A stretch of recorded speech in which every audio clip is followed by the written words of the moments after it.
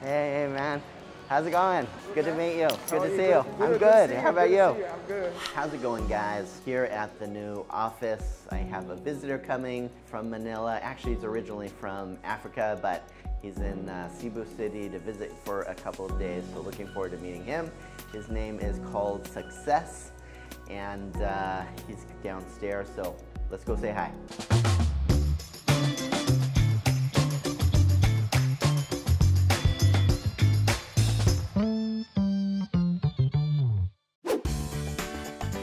Hey, man. How's it going? Good to meet you. Good to see you. I'm good. How about you? I'm good. We have a restaurant down the road called Delish Deli, and if you want to come along, we'll get some food with you there. Yeah, that would be awesome. Yeah, we can do that. Awesome. Sure. Let's go.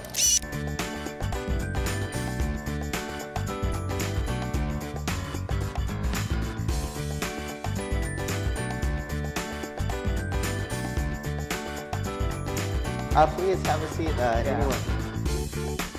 We are here, and I got my good friend John right here. How's it going, guys? He brought me out for a lunch today. So right now we're gonna have our lunch right here. We're still waiting for some of our food right here. So what do we have here, John?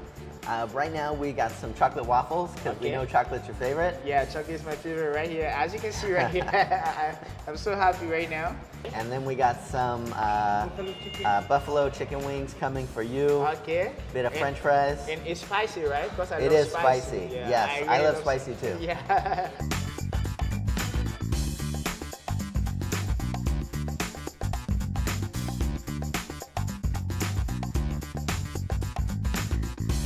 So guys, great to have my new friend here, Success. Success, can you tell us where you're from originally?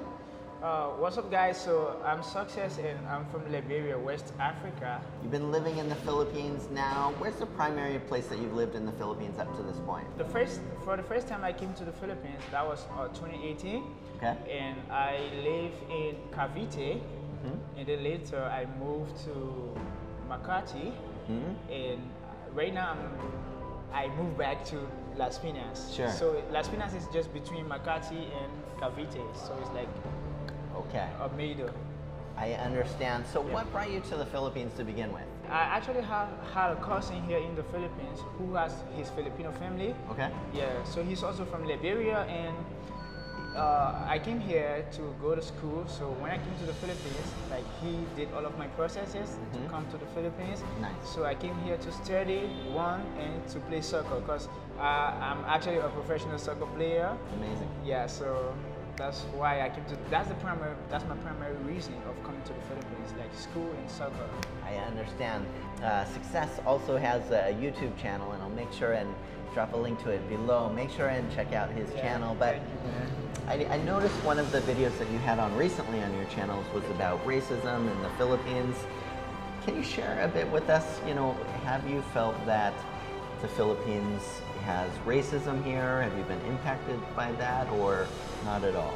I made a video recently about racism in the Philippines, and the video has a lot of comments and discussion in it.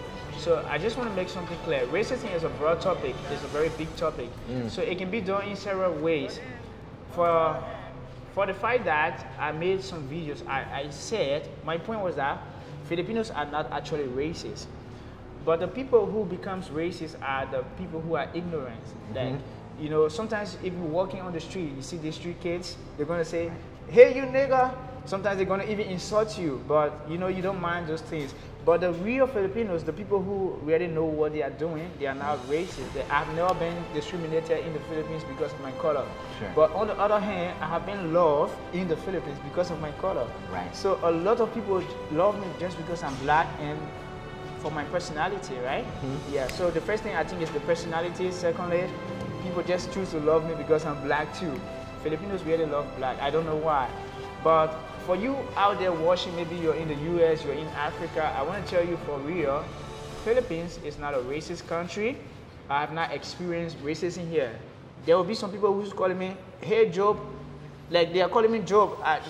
Kind of a nickname. Yeah. Yeah, yeah. So it was, I don't it was think like, anything bad mean by yeah. that. They call me Joe, sometimes Cano for Americano. Yeah, okay. Yeah. It was recently I got to know that Kano are for Americans and Sure. Negro are for people with dark skin. Sure. But then another thing is that I talk about the word Negro, right? So the word Negro here in the Philippines is not actually a racist word. Right. But you know, a lot of people don't know about that. Sure. A lot of people get offended when they hear the word Negro, and there's a reason why some people really get angry or really feel bad. Okay, let's forget about the people who get angry. They are also ignorant. But the people who feel bad, the people who feel discriminated when they hear the word Negro, there's actually a reason behind that. So I'm from Africa, and then we have a huge history when it comes to racism and slavery. There was a time that people were exported from Africa to the Western world in Europe, America, and they were being used as slaves. So these people had no names because they were people who lived in the forest, who lived the primitive life. So they never knew how to speak English, one. They just took them from Africa and then put it on a ship, took them to the Western world, to the US, to Europe, and they became slaves. So if the slave master is going to ask you, what's your name? Like, you don't even know what he's saying. You don't know what to tell him. You don't have a name. So in order to identify them, they created a name for all of these people called Negros. Interesting. I didn't know that. Yeah, called Negros. So as soon as you want to refer to a slave, you just say, oh, the Negros, the Negros. So the slave were called Negros, and then they were also called slaves, right? So later, even these slaves started calling each other a nickname called Negro. Yeah. So the Negro name was also being used by the slave master who were friendly with this slave. But then it came a time that few people in the US or the Western world decided to abolish slavery. Like, these people were Christian, the good people, they were even white people. They decided to abolish slavery and get rid of slavery because everyone needed to be free, a free man to live his life, right? So they exported these people back from the US, some of them back to Africa. And then do you know how my country was founded, Liberia? How's that? Okay, so Liberia was founded actually 1822 when they brought the slaves back from Africa, which were called the free slave. They called them the free slave because they were already free. Right. So they were finding a place to settle them. So a lot of countries around West Africa refused. So Liberia accepted to give their country out or to give their land out for these slaves to be settled right there, right? So the name Liberia actually means liberty. Incredible. Meaning, yeah, so it's meaning land of the free or land of free, something like that. So now, for every time we read the history and we knew that we were called Negros when we were working, you know, in the field, we were being mistreated. And then once you hear the name, it's going to spark that memory back to you, like, oh, remember, it's going to bring that memories back, like when your forefathers were slaves, the name they called them, how they were being treated. So for every time people hear that name, they feel that feeling comes upon them, and then they feel bad. So that's why it's not just good to use the name Negro, especially when you see black. But then for me, I have no problem with that. I mean, I'm a free guy, I have no problem. So that's just the secret, or that's the reason people really feel discriminated when they hear the word Negro, because the name was used to refer to slave at that time. I understand. I really appreciate you sharing more about that. You know, in my own country, in the US, I think racism and discussions about these things are heated and, you know, in recent times really tearing the US apart.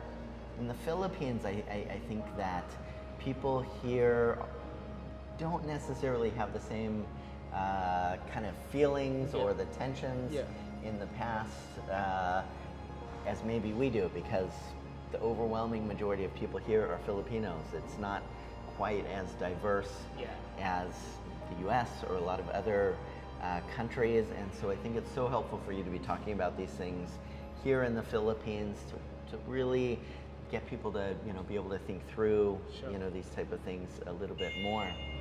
So tell me about your everyday life now. I was checking out your YouTube channel, and how long ago did you start that? Yeah, actually, I started my YouTube channel in 2020. That was in April, the month of April 2020. So I remember the day I decided to become a YouTuber, like I want to do this, was April 2020. But then, you know, starting a YouTube channel is not just easy. You know, there are a lot of challenges. So at first, I had no idea of what I was doing. I started creating video using my phone. I don't even know the name of that phone. I don't even know if it have a name. Like the camera was so bad and the footage was kind of, you know, so ugly, and I don't want to describe it. But then I started, right? That's the important thing. I started. Sure. And then later I got reluctant and I stopped creating videos for about 6 months. So during the 6 months, there were people who felt like I gave up. Then I used most of my time to study, to learn, to watch successful YouTubers, to learn the strategies they have used, and to listen to their advices, what to do, what really you need to do. And then let me tell you, most people going on YouTube, like sometimes you see a video on YouTube like how to get 1,000 subscribers, how to get 10,000 subscribers, how to get this, that, and I mean, those videos sometimes help, but they are not actually going to help you as a YouTuber. There are just few things you need to know as a YouTuber. Number one, your niche. Number two, you should have a topic that people will know you for. Right. So once you know those things, and then have a good video, like improve the quality of your video, the editing, the composition of the video, and that's it. So I learned all of those things during the 6 months. Not the entire 6 months, but after I got burned out for 3 months, the next 3 months I decided to learn how to work, how to edit, how to do this, how to put this together. And then when I came back September of this month, of this year, just about 2 months ago. Just about 2 months ago, I had like 2,000, almost 2,000, almost 3,000 subscribers. So it was just between there, like 2,500 subscribers. And now? September, and now I'm 15,000 subscribers. So crazy. So the secret is that when I came back, I just realized some things I need to do, and I actually feel lucky to have these people supporting me. Honestly, right now I even feel what I'm doing is not enough to have these subscribers, but I feel so lucky to have them supporting me, especially the Filipinos. That's awesome. So if you look at Success's channel, you'll see why he's been a success on YouTube. That's just incredible. In a couple months to add about 13,000 new subscribers. He is just a very kind, generous, really humble guy. And we just met earlier today through some mutual friends, and we're going to be hanging out a bit more this week, meeting some of our other friends, exploring Cebu a little bit. This is Success's first time here in Cebu, so I'm looking forward to showing him some of the sights.